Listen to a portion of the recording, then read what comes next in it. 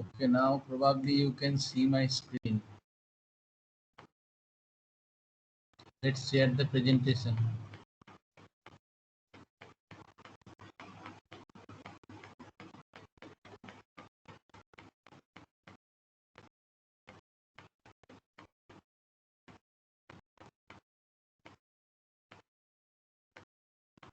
So we are reading static characteristics.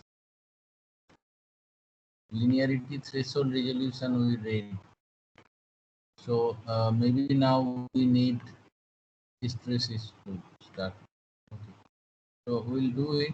So probably you can see the screen. There is at work. Somebody wrote. Okay, so you can see the screen. Very good. So now, if we start, so there may be some hysteresis present in the input-output relationship of a measurement system. So if you see the hysteresis curve is well known, you know that in hysteresis curve, it for some input you will not get always the same output. It depends on whether you are going up or increasing my measured value or it is decreasing. Okay. So if you see the hysteresis curve, it is very clear. X-axis is the measured variables, y-axis is the output variables, and you will get some output variables for a measured variables. But interesting to see that you will not get unique output variable or unique measured value. Okay, so suppose if you take a measured value in this point, you will see that there is some output variable while you go up or down, or you will get the different output variables for the same measured variables if you are decreasing. So it is very important that if hysteresis is present in any instrument, so there will be output value will not be same. Suppose you are increasing your input values, then you will get some while going to up or increasing the input value, you will get some output variables. While coming down or decreasing the input value, you will get some another output variable. So if that happens, we know that hysteresis is present. So this is an effect of producing different readings when the measured quantity is approached from above or below. So if measured quantity is approached from below, there will be one reading. If it is approached from the above or high, there will be another reading. So this effect is known as the hysteresis. Now you see there are few curve B is the variable decreasing and curve A is the variable increasing. So while if you measure the variables from low value to increasing, you will get some output. If it is decreasing, you will get different output for the same measured variable. So this effect is definitely unwanted. We don't want such effect. Another thing you should know, this is called the maximum output hysteresis. That means when measured variable is 0, but still you will get some, if it is decreasing, still you will get some output variables. Your measured variables is 0 and you are approaching it by decreasing, so you will get some output. Although you should get 0 output, you will not get. So if this is present. Now suppose if measured variable, if you are card A, if your values are increasing from below, so you will see, you will get, if measured variable is 0, you will get another variable, another reading, which is completely different than the earlier reading. So if your measured variable is 0, you will not get 0 output values. You will get two different output based on whether you are trying to increase it or you are going to decrease it. Now there is another important phenomena we should discuss here, that is called the dead space. So now this space is the dead space. Why? So in this space you will not get any output. That means your reading output reading will be 0, although your measured variables is not 0. Suppose we are in this point, you see this point is the dead space. Okay, so what is your, in this space, what is your output variables? Output variables is 0, but your measured variable is not 0. Okay, in this space, what is your output variable? Your output variable is 0, but your measured variable is not 0.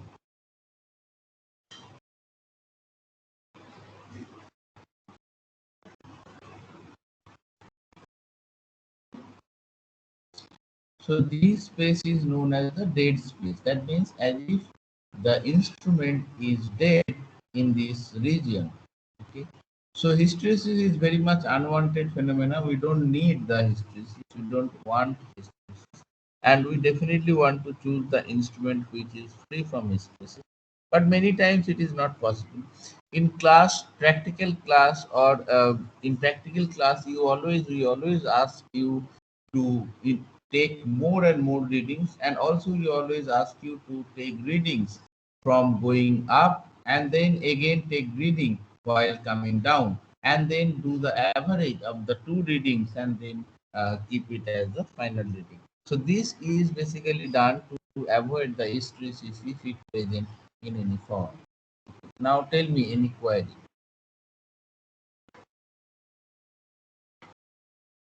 If anybody has any query.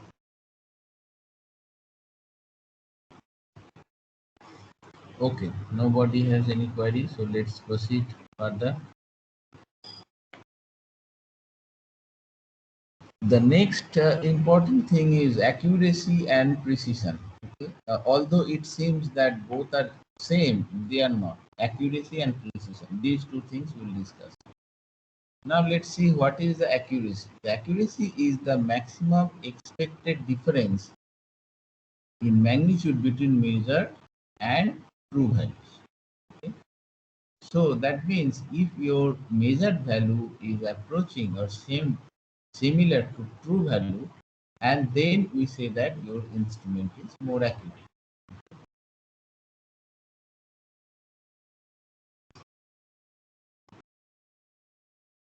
So it is the expected difference, and the difference would be minimum from the measured value and the true values. So accuracy of an instrument is a measure of how close the output reading of the instrument is near to true or correct value. So if your output reading is very near to true value, then we say that this instrument is the instrument is accurate. If it is not near to the true value, we will say that the instrument is not much accurate. Equivalently, accuracy is the extent to which the value indicated by the measurement system or element might be wrong. Often, sometimes how we will express the accuracy, that is another issue. Whether you will use it as absolute value, okay, or you will do the relative terms. Very often it is expressed. So absolute value means true minus measured. So that may be the absolute value. What about the relative terms? Often we can express as a percentage of full scale. So that means what is the 1% accuracy of a full scale? That means reading of 100 some unit, maybe kilopascal or something else, will be accurate within plus minus 1 kilopascal. So that means it's a full scale accuracy. So plus or minus sign we use to give because it may be error may be positive, error may be negative. So due to measurement uncertainty, sometimes it is positive, sometimes it may be negative, particularly if our measurement system is unbiased, so it keep on happening like that. So now we understand the accuracy. The accuracy means the error. The accuracy means the error of the instrument, and if we say that it is more accurate, that means error between the true value and the measured value is less. Now let's come to the precision. Precision is not same as accuracy. Precision means that how the instrument will reproduce a certain reading with constant input.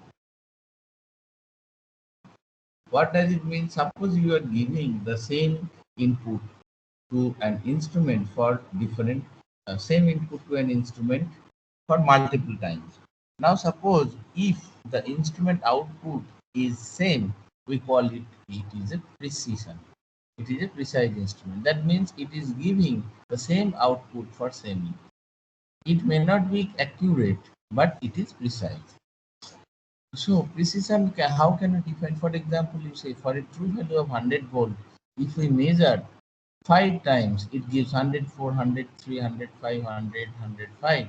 Then we can say that the The accuracy in between is at those points, but the the accuracy, if we say that the accuracy, that is the true minus your measured value, but precision means that how close they are. So precision can also be defined as the maximum deviation from the mean. For example, the above example, what is the mean? If we take the mean is 103.4, so the maximum deviation is 105 minus 103.4. It means 1.6. That means the precision is 1.6%. High precision does not mean precision is everything is fine.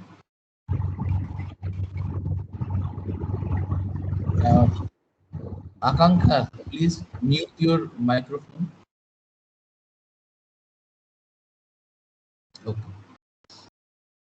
So now, if we say that what is the meaning of high precision? High precision means that the outputs are more close for the same input. That means it is spreading is less. It does not mean that it is accurate. So here in this example, if we say that the mean is 103.4 and the deviation is 1.6, so precision is 1.6%. 1.6 divided by 100, so 1.6%.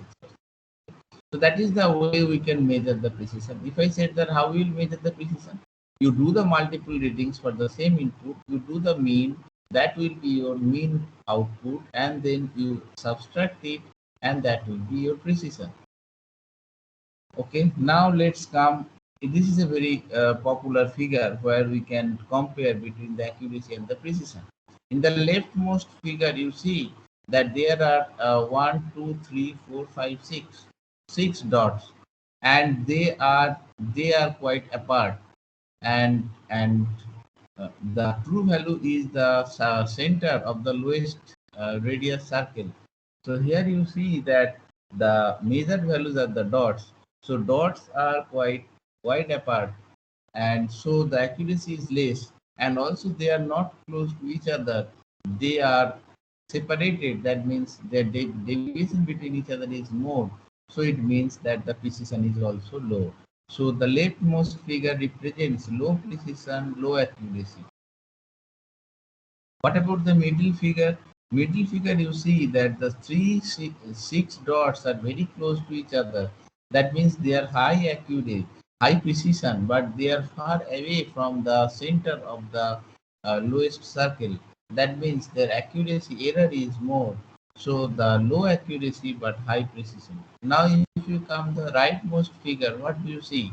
You see that all the six dots, that means measured values are very close to each other. That means they are very highly precise, high precision, and also they are very near to the circle of the lowermost center of the lowermost circle, which is the true value. So they are also quite accurate. So the rightmost figure shows the high precision and high accuracy.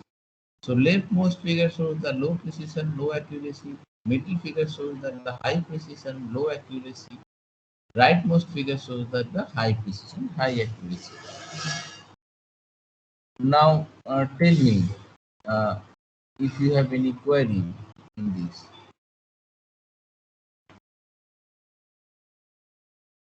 I spoke a lot. Okay, so you don't have any query. So then let's proceed further.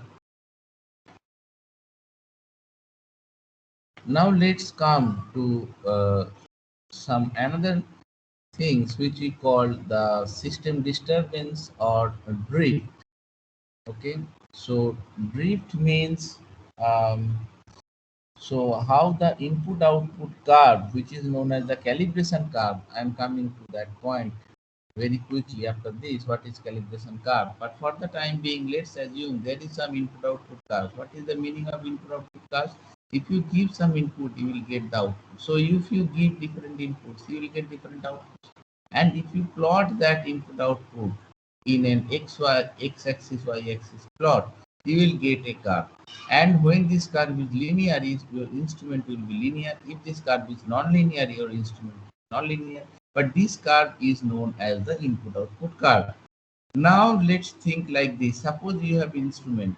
You have given many inputs and you got the many outputs, you draw a curve which is input output curve. Now you tell me that sir, this is the input output curve. Okay, very good, fine. This is very helpful because if we get some output, we'll put that output on the curve, and from the curve we'll come to know what will be the input. That is the way we measure.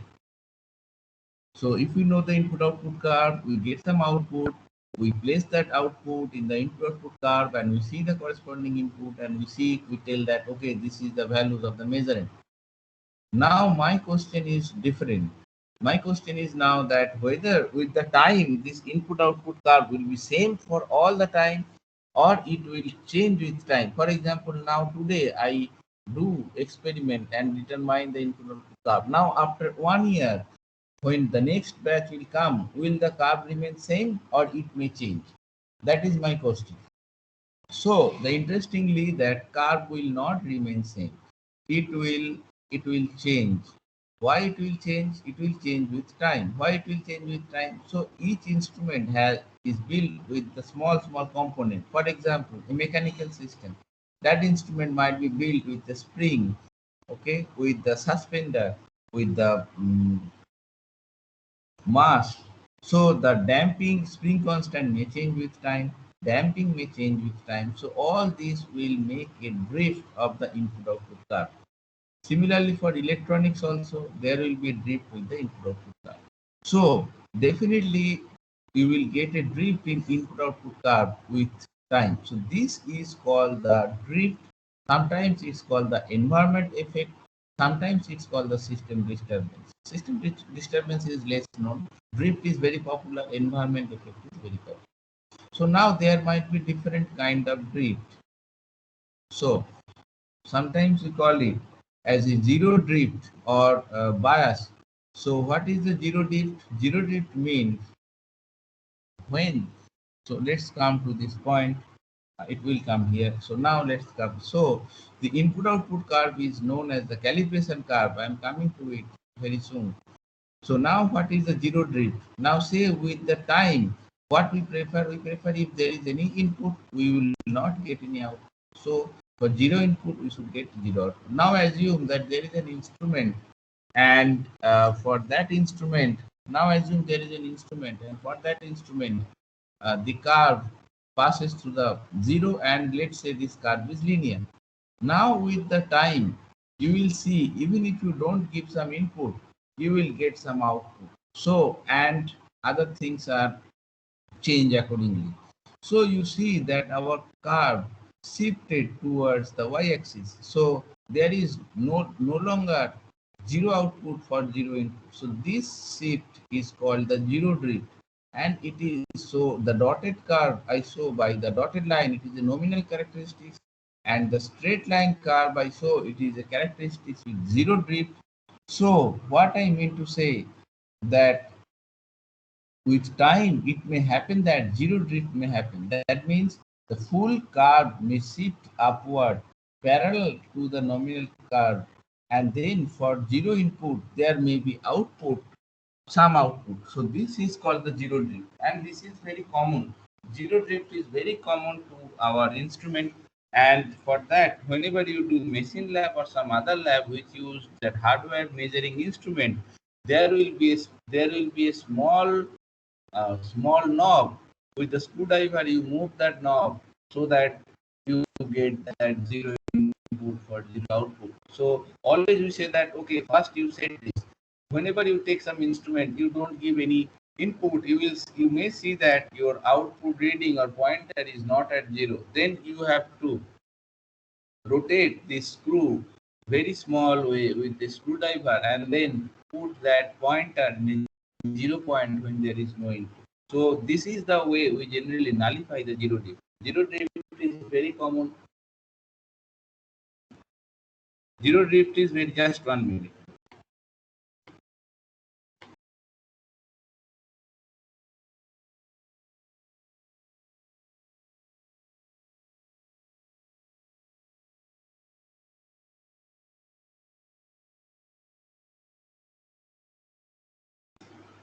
Okay, fine. So now if you come to the zero drift, you will see that. So in the lab class we usually say that change this, rotate this screw so that you get the zero reading for the zero input and you have the zero drift. So you nullify the zero drift. So zero drift is very common and it is very easy to nullify just by rotating a screw so that you get the same input output curve.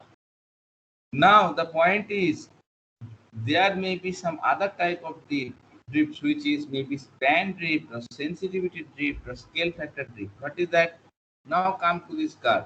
Now here you can see that the nominal curve which I make it as a dotted line, and you can see a straight line curve which is a drifted curve. Now here you see no zero drift. Now for zero input the output is also zero, but the whole curve is shifted with the different slope. The slope has changed. That means now you see if the slope is changed, that means what? Earlier it can measure with some input. Now it can only measure with the up to a small input. So its range also changes.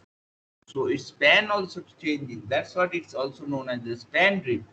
So, and also you see the sensitivity, that means input by output ratio, that also changes. That's what it's called, the sensitivity.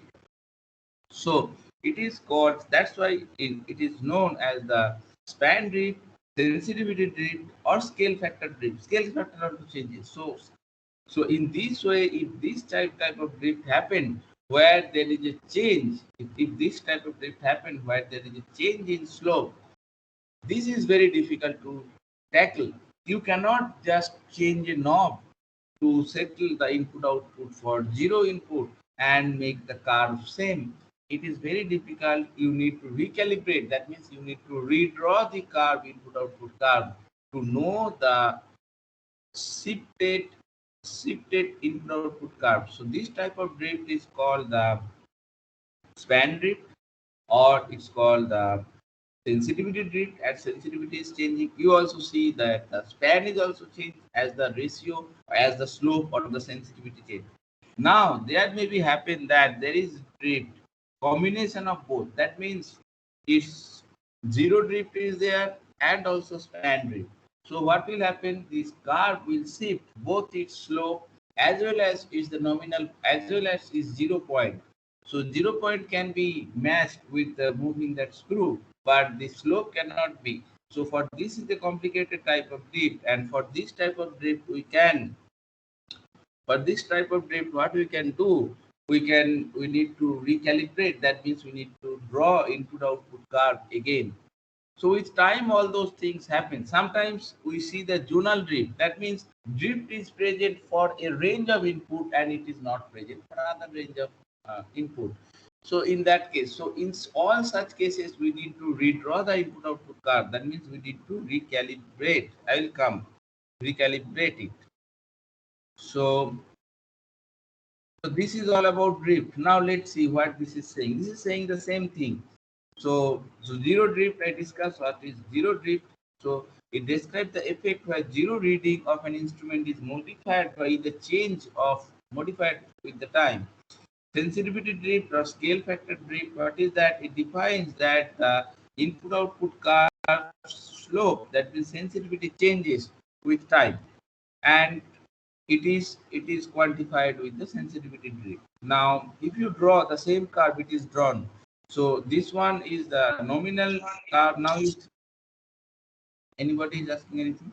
Now you see that zero drift happened, and this if slope changes, then the sensitivity drift happens, and it is very difficult. So it may happen with time, it may happen with change in ambient condition, and before you take any readings, it is extremely important to know, to make sure that the calibration curve what you are following is the same.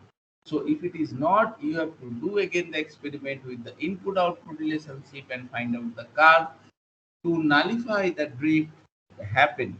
Or again with the drift, if the sensitivity changes which is unacceptable, if the span changes which is unacceptable, you have to correct. That means change the, modify the circuit components, modify the components of the instrument so that you get the same span, you get the same span. So drift is a very adverse phenomena, and you need to choose an instrument which is having a less drift. Now tell me your query. Any query till this point, or you understand everything? That is also fine, right? That okay, I understood. This is quite easy. So again, if you have query, you can ask. Otherwise, I can proceed.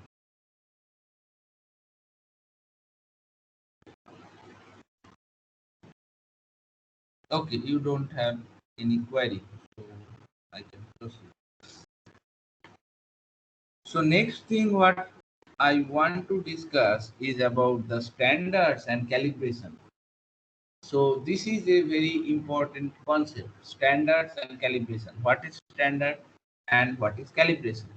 So standard means a standard for a certain physical variable is just another measuring device for that variable. However, standard accuracy should always be greater than the concerned instrument. I'm coming. What is standard? So standard means suppose you are measuring anything, say length or something, with some instrument. Now the same parameter is measured with a very high degree of accurate instrument, and whatever the result you get, that becomes a standard. So a standard for a certain physical variable is just another measuring device for that variable.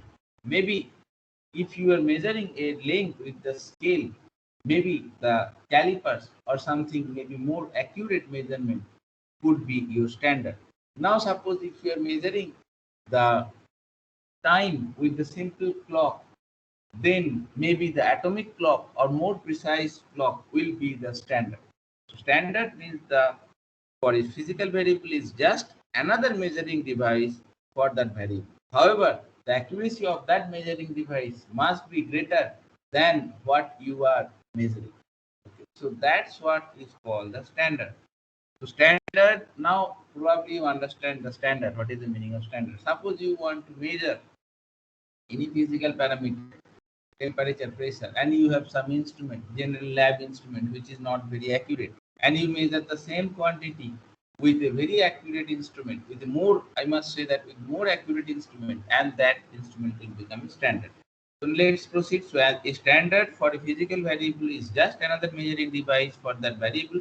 However, standard accuracy should always be greater than the concerned instrument. Actually, if we see that how much accurate that standard will be, there is an hierarchy. Okay? There is an hierarchy of the standard in order of decreasing accuracy. So we need to know that. So standard has some hierarchy.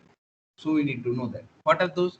First thing is the primary standard. Primary standard means it is the most accurate measurement, the most accurate way human can measure or human invented to measure is the primary standard. So it is considered as the state of art. That means most accurate way to measure the physical parameter. Obviously, it is very costly.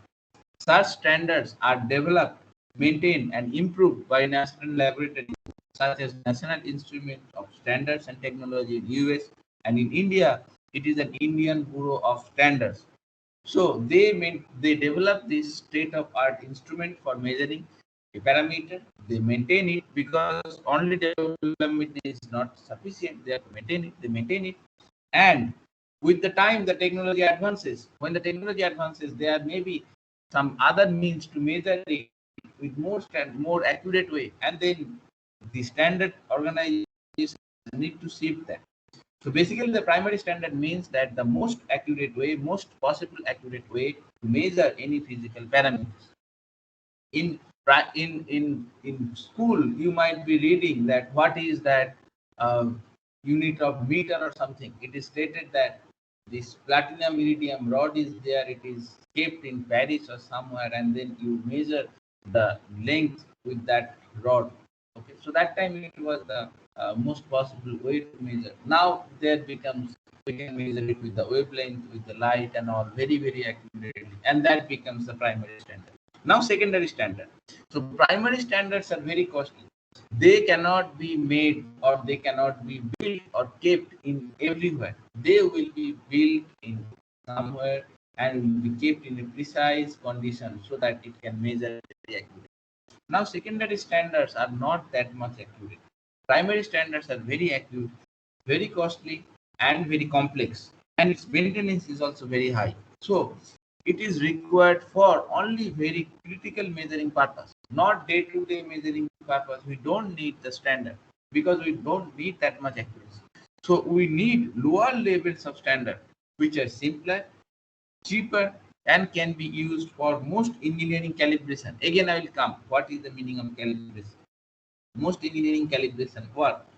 Such standards are available in national labs, commercial calibration center, and sometimes in-house calibration centers. Those are called the secondary standards. So secondary standards are not as accurate as primary standards.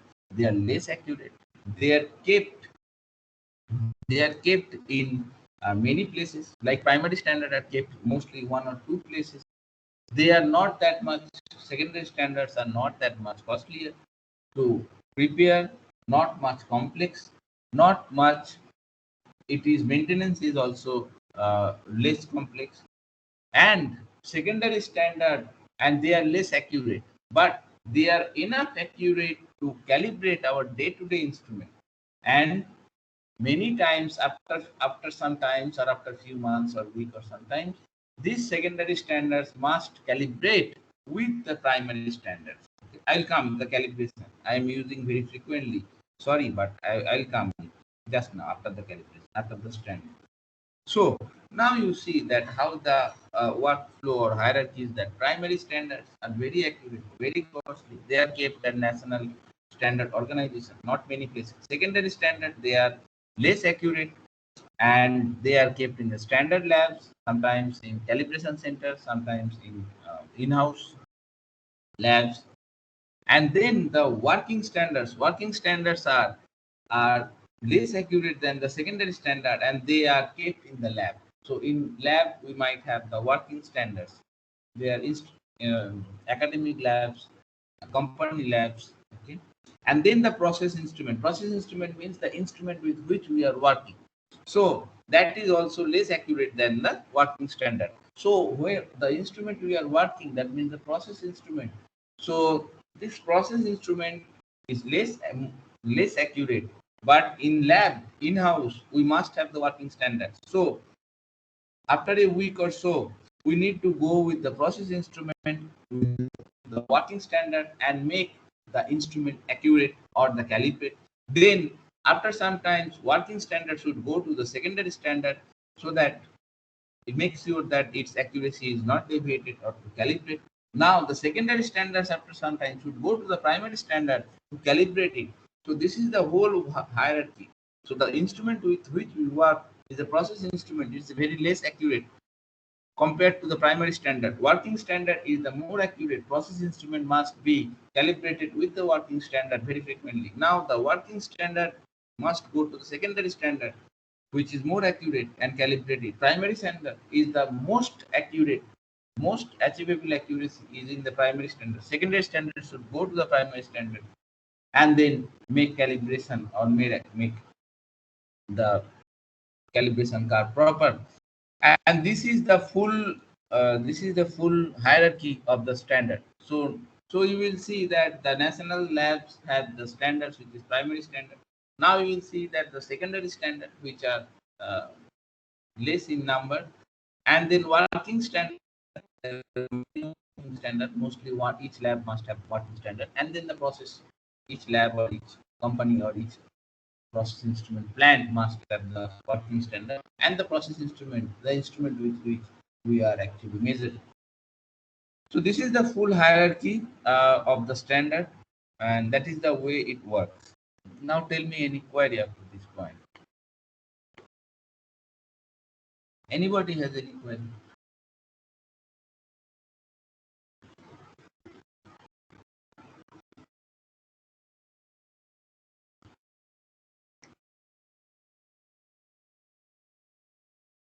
Okay, then let's move to the next calibration. which is most wanted. So for the last few minutes, I was talking about the calibration many times. What is the meaning of calibration? This now we'll read. So calibration process consists of comparing the output of the instrument under that against the output of the instrument of a higher accuracy when the same input is applied to the both instruments. So what is the calibration process? Calibration process is the process by which we compare the output between the two instruments. So we give the same input to the two instruments and we see the output. Among the two instruments, one instrument is more accurate, at least 10 times accurate than another instrument. So if we give the same input, we get some. So when the output we receive from the more accurate instrument, we think this is the true, and then we change the testing instrument in such a way that it gives the same accuracy. So the calibration process is the comparing the output between the two instruments. Among them, one is less accurate, another is more accurate. So the less accurate, the higher accuracy under the against the higher accuracy, we compare the output when we give the same input to the both instruments. And by comparing whatever the output we should get, we know from the higher accuracy, and we change the scale or the reading of the testing instrument in such a way that we get the same output for that input. So that method is called the calibration. Okay. So now suppose we want to calibrate one instrument, unknown instrument. So what we do, we take that instrument, we take another more accurate instrument, we give the same input. Let's say we want to calibrate a temperature, so 0 to 50 degree. We give the same input, we get some output, say 10 degree from the accurate instrument. That means it should be 10 degree. So in that scale, we mark it as a 10 degree. Then we give another input 11 degree or so, and then we mark it and the scale of the 11 degree. And if it is not giving so, that means we need to change the scale. This procedure is called the calibration. So calibration ensures the measuring accuracy of all instruments. So very frequently, that means with the time, drift may happen. Your card may input output card may shift. So, but you don't know. How do you know? Then you do the experiment. You take the input, you give it to the both the instrument with the higher accuracy, and you drift it, and you see the output, and your own you see that the higher accuracy output what it is giving, and fix the same output by changing the scale or by modifying the components. So calibration ensures that measuring accuracy of all instruments. So after you calibrate, what you will get? You will get your instrument become accurate because it is giving similar result as the higher accuracy instrument. Calibration of an instrument should be done in regular interval because with the time, with the change in ambient temperature or ambient conditions, your output will change for the same input. This is called the drift. So calibration of your instrument should be done at regular interval of time. Used to calibrate to other instruments should be at least 4 times more accurate. So the instrument which I was saying that you are taking the more accurate instrument, that should be at least 4 times more accurate than the instrument under experiment. It is a thumb rule. Calibration should be done in the control environment. This is a very important thing. So calibration should be done in the control environment. That means there should not be any effect of the change in ambient temperature or pressure. Suppose you are taking that instrument, testing instrument and the accurate instrument both in different ambient conditions, it will not be calibrated properly. So very controlled environment means temperature may be controlled, pressure may be controlled, vibration may be controlled. Suppose you are doing, I am giving some examples. Suppose you are doing a calibration or testing of of a vibration instrument, so which measure the vibration. But suppose you are doing it near in an academic building which is very near to railway track, and whenever rail passes, you will get a huge vibration, and it will be your experiment will be destroyed. So you should take experiment in such a position that where no external vibration present, or that means that the other conditions, the environment condition as well as the other disturbing conditions should be very less. Now another thing you may ask, that whether when the instrument is implanted in a plant, so how do you test it? There, how do you calibrate it? There is no way to take that instrument from out of the plant and come to a standard and then calibrate it and replace it. It is not possible. In that way, you have to calibrate. You have to take your standards near to the plant and then you have to calibrate. And this type of calibration is called the in situ calibration. So now probably you understand the calibration and the standard. That is a very important concept. So calibration and standard. So what did we learn today? What is the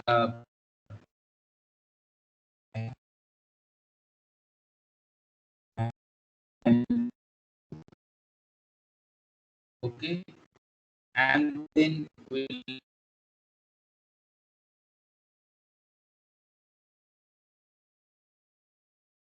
what is the drift? There are the zero drift. There is the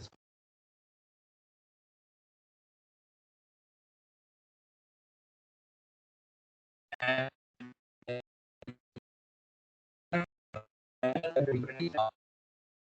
what we learned today.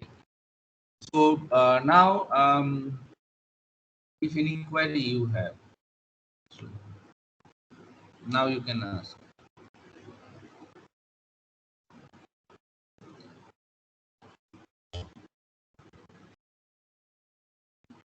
Okay, fine. So then I stop sharing as you don't have any query. So now what my plan is, so tomorrow we have class from 10 to 11 and probably you are free from 9 to 10. So tomorrow we can take class from 9 to say 11, 2 hours class. Okay. So that will go for tomorrow 2 hour classes. And then another thing is that I want to say, so tomorrow class will be from 9 to 11. From 9 to 11. Tomorrow there will be 2 classes, 9 to 11.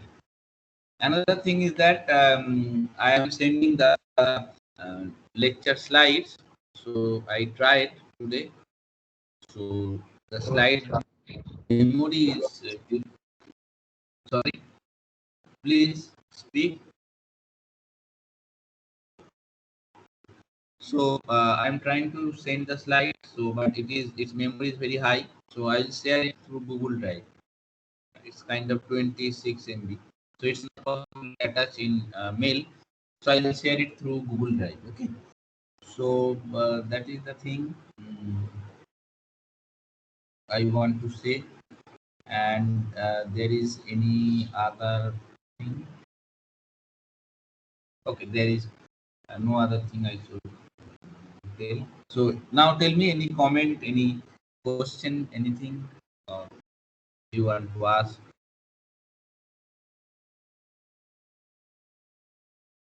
Okay, so if there is no question and nothing to ask, then we can end the class here.